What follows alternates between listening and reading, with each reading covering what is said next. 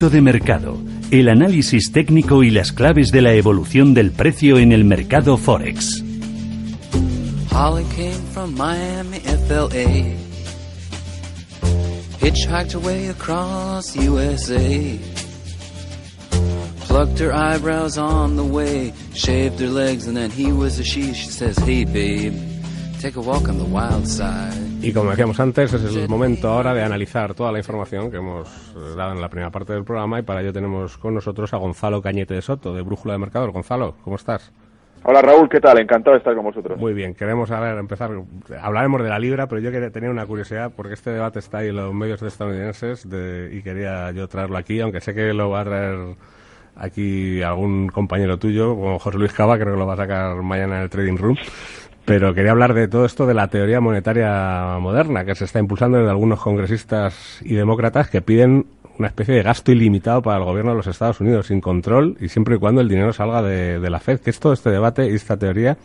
Y queríamos saber si esto va en serio o es un debate académico, y cómo puede dañar el papel del dólar como divisa de reserva. El incremento del déficit que se propone es desaforado, ¿no? Es como si hubiera un déficit ilimitado, ¿no? ¿Qué es todo esto, Gonzalo? Claro, bueno, es un debate muy antiguo, no es nada nuevo realmente, porque eso es el debate eterno que ha habido desde los 70, los 60 y los 70, las políticas keynesianas, las políticas monetarias keynesianas, en las que el gobierno prácticamente elegía cuánto tenía que ser la masa monetaria y la tasa de interés para generar crecimiento en un país. Pero es muy curioso el debate, es muy buen debate, ¿vale?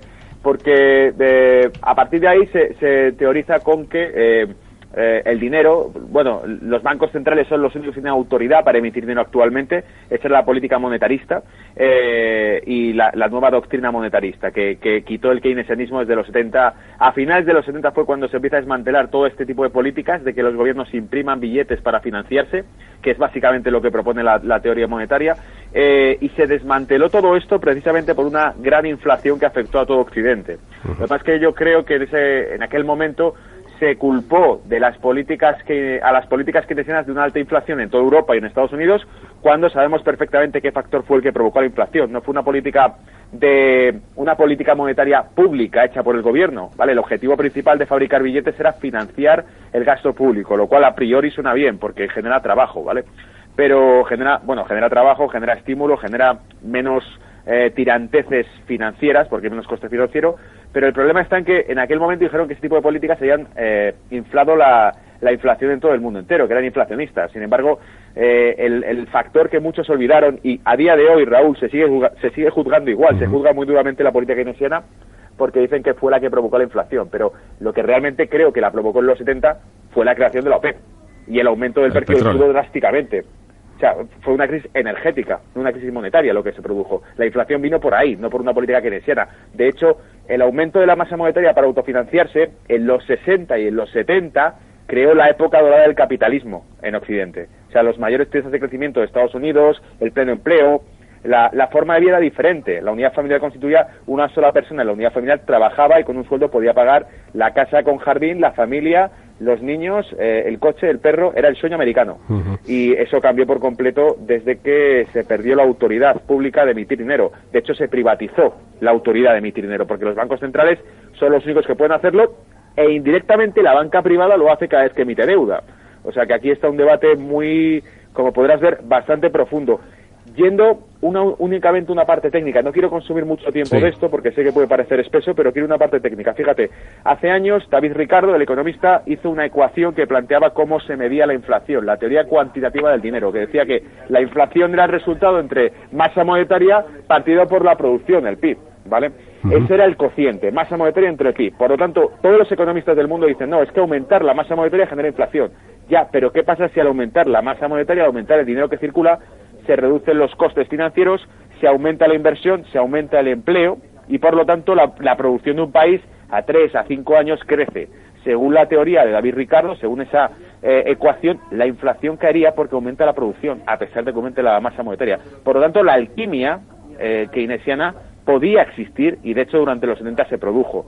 Yo sé que José Luis Cava, por ejemplo, esto lo va a rebatir porque su forma de ver la economía es mucho más pragmática y es un auténtico genio en esto, y lo que va a decir que esto son ilusiones, ¿no?, que se van creando. Ilusiones monetarias, ¿no? Pero bueno, esto se ha puesto un poco de moda por la comparecencia, ¿no?, de Jerome Powell la semana pasada en la Cámara de Representantes, donde hay un miembro de la Cámara, ¿no?, del Partido Demócrata, que es Alexandria Ocasio-Cortez, ¿no?, que es la persona que ha lanzado todas estas ideas, ¿no?, de intentar llevar los estímulos a la economía real, ¿no? A mí me recuerda un poco a lo que teníamos aquí del plan Zapatero, del plan E, ¿no? Es un poco lo mismo, ¿no? Pero escucha, es que no hay nada nuevo, porque eso lo llevan haciendo décadas.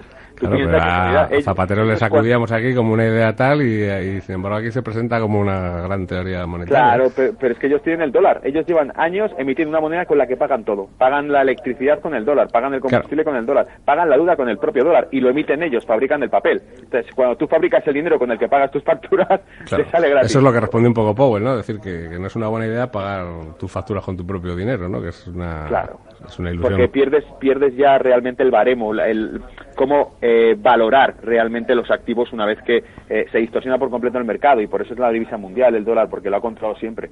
Ha exportado afuera la inflación.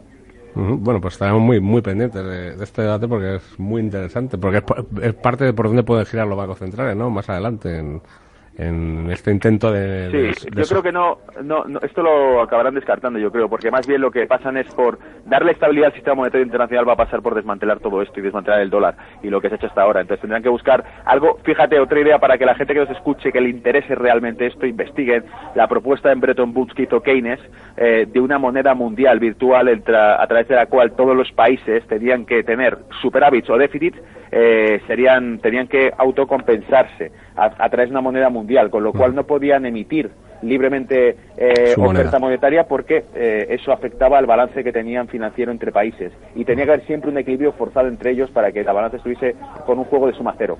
Era muy interesante, demasiado evolucionado para aquel momento, pero sin duda alguna para el siglo XXI sería una de las alternativas. Pues de una divisa refugio vamos a otra que te quiere preguntar, Miriam, por la libra. A ver. Efectivamente. ¿Qué tal, Gonzalo? Muy buenas tardes. Hola, Miriam, ¿qué tal? Lo citaba previamente Raúl, y es cierto, porque nos inquieta, atormenta y perturba cómo puede afectar a la libra esterlina la salida de la Unión Europea como divisa refugio. Hemos visto que las reservas internacionales de la libra crecieron en 2018 en medio de la creciente incertidumbre del proceso del retiro del Brexit, y nunca mejor dicho esta alarma como metáfora del Brexit, lo que equivale a decir que el Banco de Inglaterra no ha hecho mucho hasta el momento por defender el valor de la libra, ¿no? Pero ¿puede haber ahora un repunte de la inflación con el Brexit y una caída de la libra que obligue al Banco de Inglaterra a defender la libra esterlina? Bueno, a ver, es difícil saber lo que va a ocurrir en el futuro viendo el panorama y la tensión política, pero sí diría una cosa: los mercados nos están diciendo algo. Si realmente el precio descuenta los eventos, la libra está bastante más tranquila que hace 2 años. La libra, tras la votación del Brexit, no ha sufrido la volatilidad actualmente, no sufre la volatilidad que sufrió con la votación del referéndum. Y eso quiere decir algo, quiere decir que está bastante confiada en las cuentas desde el punto de vista financiero en Reino Unido. Es decir, si nos fijamos incluso en la relación euro-libra, está yendo prácticamente, de hecho nos aproximamos durante la semana pasada a los niveles de ese 0,84, esta misma semana nos hemos aproximado a 0,84 euro-libra, y ese nivel lo dimos hace 2 semanas, creo, aquí en Mercado de Divisas. Fue el nivel que dijimos que probablemente habría un debilitamiento del euro. La palanca de la que ha tirado Mario Draghi ahora, de anunciar un nuevo estímulo monetario y demás, nos hace ver que realmente los riesgos de recesión económica, dados el crecimiento de Alemania y el crecimiento de Italia, existe. Hay un riesgo de recesión económica en la Unión Europea, la tasa de inflación se desploma en la Unión Europea, el crecimiento se ralentiza en la Unión Europea y por lo tanto el euro está débil. Y Mario Draghi sale al rescate y anuncia más flexibilidad para el euro, que va a hacer que la moneda siga débil, mientras que la libra se está desanexionando de una zona económica con la Unión Europea. Yo creo que la libra funcionará en un futuro como una moneda que efectivamente servirá como refugio, porque realmente será una zona económica más pequeña, más controlada y con muchísimas interconexiones internacionales, que es lo que ha tenido siempre Londres. Por lo tanto, yo creo que sí que podrá ser.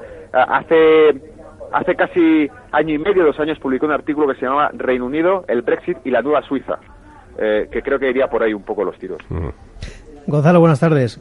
Hola, Manuel. Yo hoy pongo un poco el punto exótico porque hablamos de Zimbabue, que ha estrenado su nueva divisa, el dólar RGTS, Real Time Gross Settlement, que oficialmente se cambia a 2,5 unidades por dólar, pero sigue sin fluctuar libremente y han aparecido en un mercado negro de esta divisa en el que se paga $5,5 RTGS por dólar americano.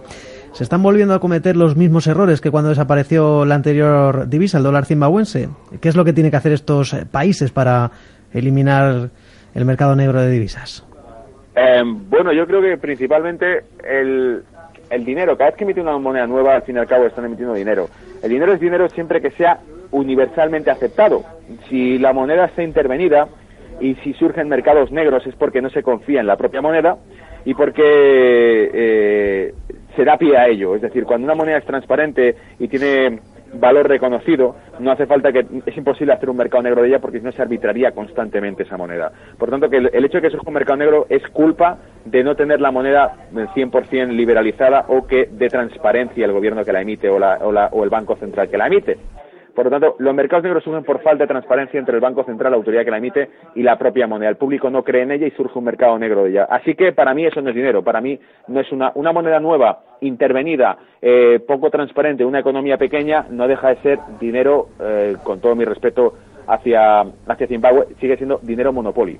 O sea, sigue siendo dinero del monopoly, porque no tiene un peso y un reconocimiento concreto específico esa moneda. Por lo tanto, no podemos confiar en que los problemas que tenía anteriores se resuelvan con esto. Es más sencillo considerar dinero una criptomoneda con una masa monetaria limitada y que tenga respaldo eléctrico, incluso de recursos eléctricos que cuesta producirla o energía solar, lo que sea, que una moneda emitida por un banco que ya de por sí nada más sacarlo genera un mercado negro. Pues nada, pues estaremos muy pendientes de todas estas cosas, a ver qué pasa con Zimbabue, si consigue por fin tener una divisa decente y no se mete otra vez en el bucle de la inflación, del mercado negro y todas estas cosas que ya conocemos y que ya hemos visto en muchos sitios, en Venezuela, en Argentina y en otros lugares. O sea que estaremos pendientes de todo ello. Gonzalo, que muchas gracias por haber estado un miércoles más con nosotros. Gracias a vosotros por Te esperamos el próximo miércoles. Un abrazo. Me encanta, gracias. Chao, chao. Un abrazo, un placer.